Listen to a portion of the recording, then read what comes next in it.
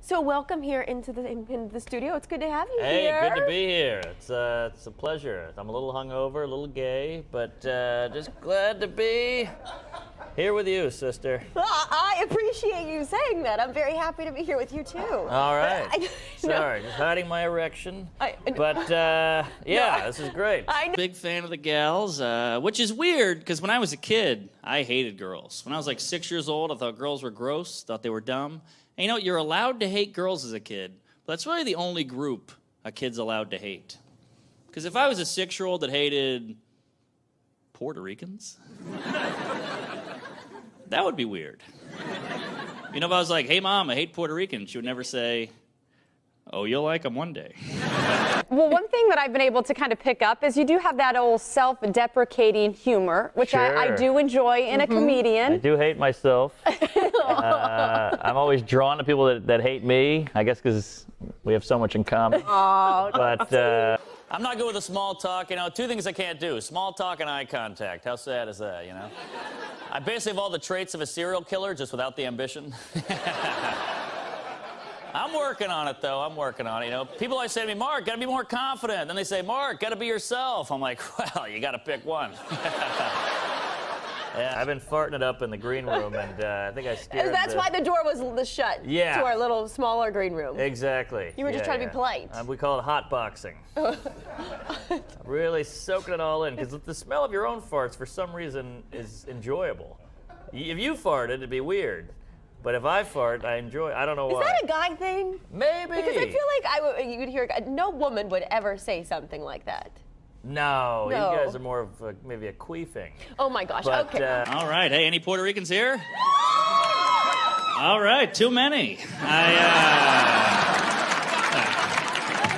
Just kidding. Love Puerto Ricans. Good people.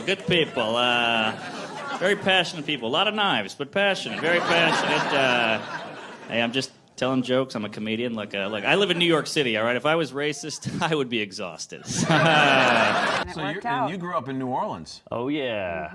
Good times. Weird city. I always say New Orleans, great place to visit, not a great place to grow up. It's kind of like a dad who sells drugs but doesn't hug you. You know what I mean? You get the fun stuff, but you don't get a ride to school.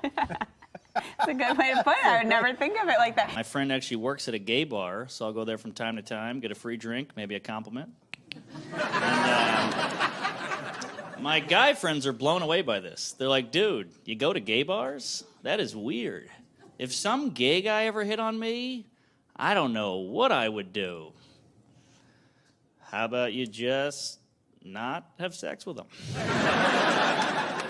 Seems pretty easy. Sir, how do you feel about gay marriage getting passed? Is that gay porn? Good Lord. You're a big fan. Ma'am, how do you feel about gay marriage getting passed? Bigots. I'm not racist. I look at racism the same way I look at Nickelback. You know?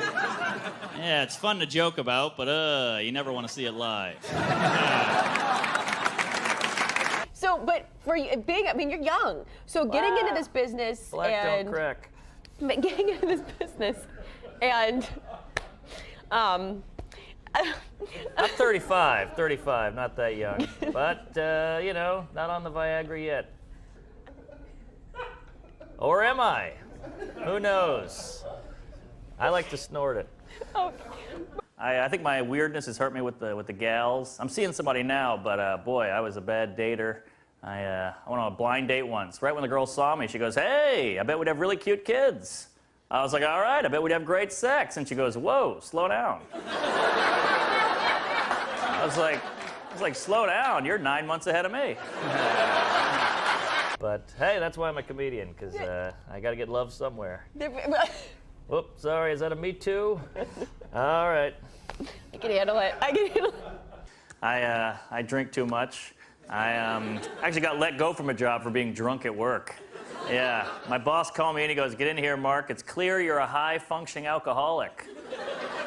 I was like, wow, how do you know I was also high? I had an old lady approach me once. She goes, ooh, I'm going to kidnap you. I was like, wow, I could never say that to a woman. I say that to a lady, she calls the police. I would be curious to know what a woman could say that would offend me. Like, all right, I'm gonna take you home, drug you, take advantage of you, and film it. I'd be like, all right, well, at least let me pay for the Uber. Single guy, back on the scene. Hey, all right, prove it. Catcall us, ladies. That'd be hilarious. Yeah. You know, start yelling stuff at us that we don't want to hear. Stuff that would scare a guy. You know, you walk past a group of girls at night. One of them's like, hey, I'll tell you I love you on the first date. You're like, holy hell. That is terrifying.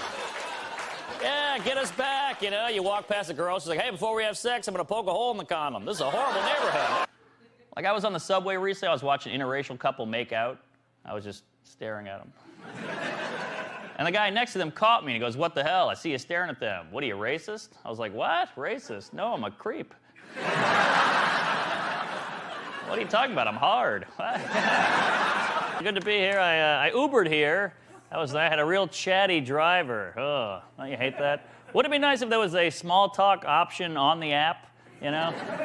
But there isn't, so you gotta really find your own way to quiet the guy. I like to scare him, you know? He's like, hey, how about this traffic? What do you think's causing this? I'm like, probably the Jews. He's like, all right. Nice quiet ride.